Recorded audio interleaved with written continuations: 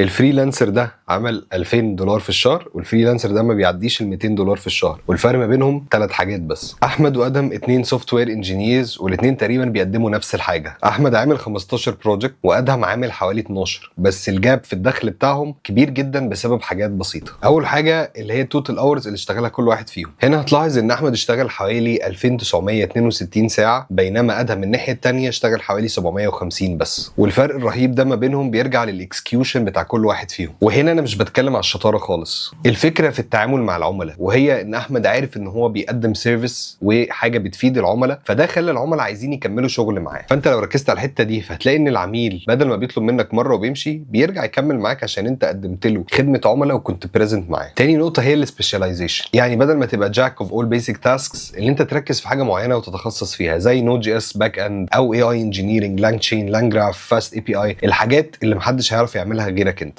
ودي المشكله اللي وقع فيها ادهم، ان هو كاتب بيسك سكيلز زي اللي انا بكتب اتش تي ام ال وسي اس اس، بس مش قايل هو عنده مهارات في ايه معينه، فده مخليه عايم في بحر كده محدش عارف هو متخصص في ايه. اخر واهم نقطه هي الديسكريبشن، وهو اللي انت محتاج تبسط اللغه بتاعت الديسكريبشن. مش محتاج تكتب تكنيكال تيرمز، انت محتاج تتكلم باللغه العميل اللي مش فاهم التك او سوفت وير يعرف يفهمها. مثلا بدل ما تكتب ريسبونسيف ويب ديفلوبمنت، انت ممكن تكتب موبايل فريندلي ديزاين، لان مش كل العملاء هيبقوا فاهمين يعني ايه ريسبونسيف او حاجات تكنيكال. وكل التفاصيل دي واكتر هتلاقيني بتكلم فيها في كورس هنطبق فيه فريم ورك سوا خطوه بخطوه لحد ما تعمل اول $1000 ليك كفريلانس سوفت وير انجينير. والكورس بالفعل سجل فيه اكتر من 100 واحد وبداوا يعملوا فلوس هم قاعدين في البيت بالدولار. فلو متحمس ان انت تبقى زيهم وتبتدي، ادخل على الموقع واحجز مكانك ويلا بينا نبتدي.